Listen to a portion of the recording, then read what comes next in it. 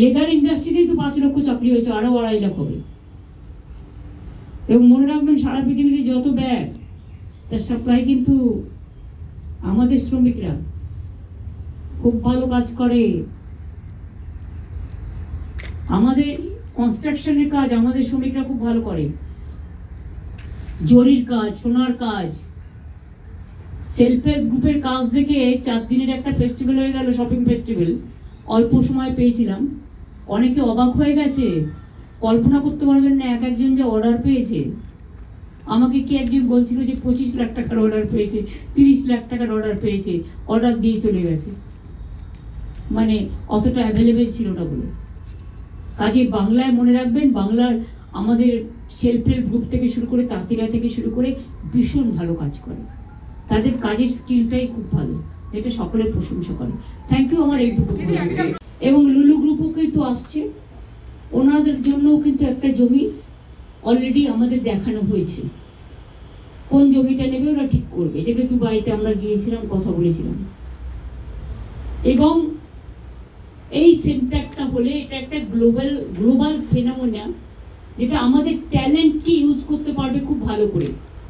এবং ইনফ্রাস্ট্রাকচারটা স্পেশালি মেধাকে অনেক এগিয়ে নিয়ে যাবে, কারণ আমাদের ছেলেমেয়েরা খুব talented, their skill is very good. আইটিও তাদের খুব ভালো, তাদের technically they are very sound.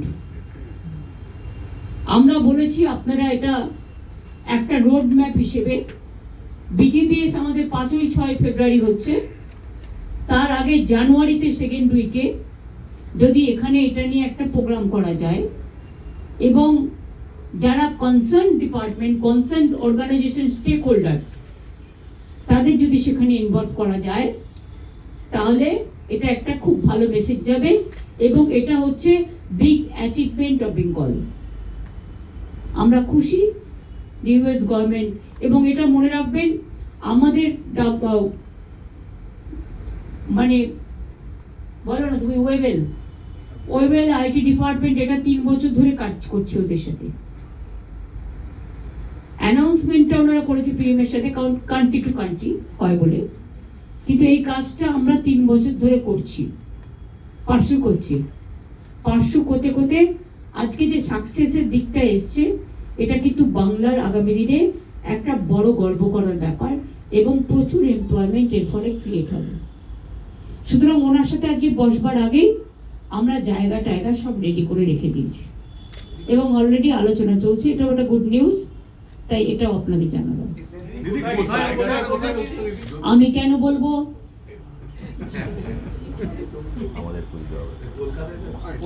আমি এত তাড়াতাড়ি সবকিছু বলবো না। নো ডেডলাইন, এসবে ডেডলাইন হয় না। আমরা জানুয়ারিতে একটা রোড ম্যাপ প্রোগ্রাম করতে বলেছি, সেটা করা মানেই তো অনেকটা হয়ে গেল। সেটা ওনাদেরও তো দেখতে হবে না, ওনাদের টাইম শুট করছে কিনা, তারপর ওনারা ওই সময়টা করতে চায় কিনা। আমরা একটা প্রস্তাব দিয়েছি, প্রস্তাব দেওয়ার আগে আমরা আমাদের দিক থেকে যা যা করার, চিফ সেক্রেটারি এবং আলাপন বন্দ্যোপাধ্যায় এবং অন্যান্য আমাদের যারা আছেন, তারা বসে বাদ বাকিটা করছে। কত টাকার বিনিয়োগ হবে মনে হচ্ছে? এখানে টাকা ম্যাটার না, মেধা ম্যাটার, এবং চাকরি ম্যাটার। এমপ্লয়মেন্ট জেনারেশন হবে প্রচুর, আর বাংলায় অলরেডি প্রচুর এমপ্লয়মেন্ট জেনারেশন হচ্ছে। আপনারা তো খোঁজই রাখেন না, 6টা ইন্ডাস্ট্রিয়াল করিডোর হচ্ছে, 6টা রেল করিডোর হচ্ছে। আপনারা তো খবরই রাখেন না, 2টো পাওয়ার প্ল্যান্ট গভর্নমেন্ট নিজে করছে, 2টো পাওয়ার প্ল্যান্ট প্রাইভেট সেক্টর করছে, জিন্দালরাও পাওয়ার প্ল্যান্ট করছে সম্ভবত, আরও আমাদের স্টিল প্ল্যান্ট হচ্ছে আরও 2-3টে। এইভাবে অনেক প্রোগ্রাম হচ্ছে। আমি তো কালকে নিজে বর্ধমান থেকে গাড়িতে ফিরতে দেখলাম হুগলি হাওড়া ভর্তি হয়ে গেছে, দুপাশে আর একটুও জমি নেই, সবই ইন্ডাস্ট্রি, টোটালটাই ইন্ডাস্ট্রি। মেয়েদের হস্টেল আছে, সেগুলো সিকিউরিটিগুলো দেখার কথা বলা হয়েছে। দেখুন, আপনি যদি আজকেই আমার কাছে সিকিউরিটি চান, আমি আজকেই দিতে পারবো না, বাট যা আছে তার থেকে ভাগ করে দেওয়া হচ্ছে। তারপরে আস্তে আস্তে সিকিউরিটি অডিট করে, এই তো রিক্রুটমেন্ট দেখুন কত হাজার আটকে ছিল, 12,000 পুলিশের রিক্রুটমেন্ট আটকে ছিল। এখনো অর্ডারটা আসেনি, সোমবার সম্ভবত ওটা অর্ডার আসবে। এগুলো যদি আগে হয়ে যেত আমরা রিক্রুটমেন্টগুলো করে দিতে পারতাম। 12,000 সংখ্যাটা তো কম নয়, পুলিশের রিক্রুটমেন্ট করতে একটু টাইম লাগে। তাও আমি বলেছি বেশি টাইম না নিয়ে ডাক্তাররা যেমন আমি এখন অ্যালাউ করে দিয়েছি, যারা পিজিটি করে মনে করুন বা এমএস করে, এমডি করে, নানা রকম আছে, তো তারা ডাব্লিউবি মানে ইন্টার্ন করবার পর তাদের আমি বলেছি তারা পড়াশোনাও করবে, আবার তারা চিকিৎসাটাও করবে, সেরকম পুলিশের ডিউটিও করবে, আবার ট্রেনিংটাও নেবে। এইটা করলে আমরা কাজগুলো ওই 3 মাস 6 মাসের ট্রেনিং দেওয়ার প্রয়োজন নেই, কারণ আমার অত ম্যান পাওয়ার নেই। ম্যান পাওয়ারটা সব জায়গায় দিতে হয়। তার মধ্যে পুজো আসছে, শুনছি কেউ কেউ আবার কোর্টে চলে যাচ্ছেন। কোর্টের কাছে আমি আবেদন করতে পারি না, কিন্তু আমি এটুকু চাই 112 ফুট কেউ প্রতিমা করবে, তাতে স্ট্যাম্পেড হয়ে গেলে দায়িত্বটা কে নেবে? এটা আমার সাংবাদিকদের কাছে কোয়েশ্চেন। লোকাল পুলিশ 1 মাস আগে থেকে কোন জায়গায় কি পুজো হবে, কোনটা এন্ট্রি গেট হবে, কোনটা বাইরের গেট হবে, মানুষ কোথা দিয়ে ঢুকবে, মানুষ কোথা দিয়ে বেরোবে, এগুলো নিয়ে 1 মাস আগে আমি মিটিং করেছি, আপনারা জানেন। জেলা পুলিশও করেছে, রাজ্য পুলিশও করেছে, কলকাতা পুলিশও করেছে। আমার আপত্তি নেই, 112 কেন, 412 করতে পারে, কিন্তু দেখতে তো হবে যে মানুষ দেখতে গিয়ে যদি স্ট্যাম্পিডে মরে যায় পুজোর সময়। একেতে বন্যায় মানুষ মারা গেছেন, একেতে উইদাউট ট্রিটমেন্টের লোক মারা গেছেন। দায়বদ্ধতা তো যে ক্লাব করছে তার উপর থাকে। দায়িত্বশীল হয়ে সবাই করুন, আমার কোনো আপত্তি নেই।